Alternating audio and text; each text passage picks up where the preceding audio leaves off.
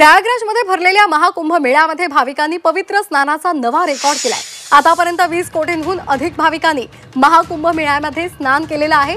चेंगराचेंगरीच्या घटनेनंतर सर्व आखाड्यांनी शाही स्नानाचा कार्यक्रम रद्द केलाय आणि त्यामुळे त्रिवेणी संगम सर्वसामान्य भाविकांसाठी खुलं करण्यात आलेला आहे।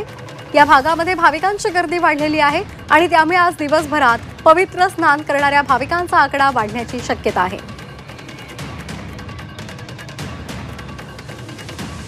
महाकुंभ मेळ्यामध्ये आज सकाळी चेंगराचेंगरी झालेली होती आणि त्यानंतर आता सर्व आखाड्यांनी चेंगराचेंगरी झाल्यानंतर पवित्र स्नानाचा जो कार्यक्रम आहे तो रद्द केलेला होता। आज अमृत स्नान होणार नाही असं त्यांनी जाहीर केलेलं आहे आणि त्यानंतर आता 20 कोटींहून अधिक भाविकांनी आतापर्यंत पवित्र स्नान केलेलं आहे।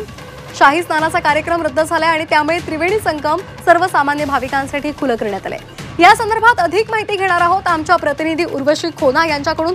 उर्वशी, चेंगराचेंगरीची घटना घडली आणि त्यानंतर आता उत्तर प्रदेशचे मुख्यमंत्री योगी आदित्यनाथ यांनी महत्त्वाची बैठक सुद्धा बोलवलेली आहे। एकीकडे बैठक सुरू आहे तर दुसरीकडे आपण पाहतोय सर्वसामान्य आता त्रिवेणी संगमामध्ये अमृत स्नानासाठी सुद्धा पुढे येत आहेत। काय एकूण अपडेट्स आहेत?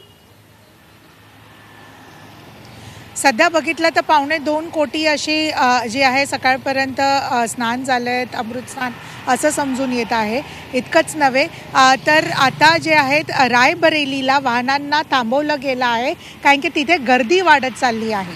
ज्या प्रकाराने गर्दी सकाळपासून वाढत चालली आहे, चेंगराचेंगरी झाले आणि ॲम्ब्युलन्सेसही 100पेक्षा जास्त ॲम्ब्युलन्सेस जे आहेत ते तिथे सध्या महाकुंभच्या त्रिवेणी संगमच्या एरियाकडे आहेत आणि मागच्या दिशेने सगळ्या वाहनं जात आहेत। मग ते कॅज्युअल्टीज म्हणा किंवा ज्या ॲम्ब्युलन्सेस आहेत त्या जात आहेत। आताही ज्या इंजर्ड वन्स आहेत त्यांचं रेस्क्यू चाललं आहे असं समजून येत आहे।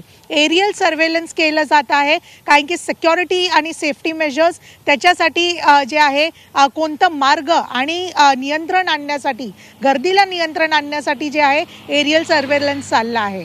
भाविक अजूनही जे आहेत ते त्रिवेणी संगमसाठी पुढे जात आहेत कारण की अमृत स्नान आहे, मौनवी जे आहे अमावस्या आहे तर त्याला लक्षात घेऊन भाविक जे आहेत अमृत स्नानसाठी पुढे होत आहेत। पण तिथेच जी ऑथॉरिटी आहे, तिकडचे जे प्रशासन आहेत त्यांनी हे सांगितलं आहे की जिथे पण गंगा घाट मिळाली तिथेच लोकांनी स्नान करावं, त्रिवेणी संगमसाठी पुढे नाही यावं कारण की गर्दी वाढत चालली आहे।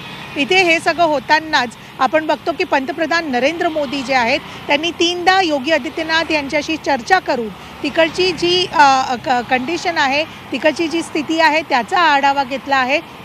तसंच योगी आदित्यनाथ मॉनिटर करतायत पूर्ण सिच्युएशनला आणि बरोबरच त्यांनी उच्चस्तरीय बैठक बोलवली आहे ज्यात DGP, CS, लॉ ऑर्डरचे दुसरे पोलीस अधिकारी हे सगळे जे आहेत तिथे प्रेझेंट आहेत आणि योगी आदित्यनाथ यांनी सांगितलं आहे की ज्या प्रकाराने नियोजनमध्ये ज्या अधिकारी कुठे ना कुठे कल्प्रिट आहेत किंवा नियोजनमध्ये कमी पडले आहेत आणि जे अधिकारी रिस्पॉन्सिबल आहेत त्यांना जे आहे सोडलं जाणार नाही आणि त्यांच्यावरती कारवाई होणार असं त्यांचं म्हणणं आहे।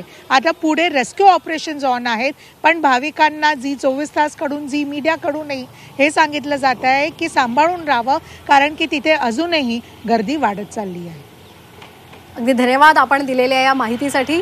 तर सर्वसामान्यांसाठी आता त्रिवेणी संगमातला तिथला जो भाग आहे तो खुला करून देण्यात आलेला आहे, मात्र तरी सुद्धा त्या ठिकाणी लोकांनी जाऊ नये असं आवाहन करण्यात आलेलं आहे।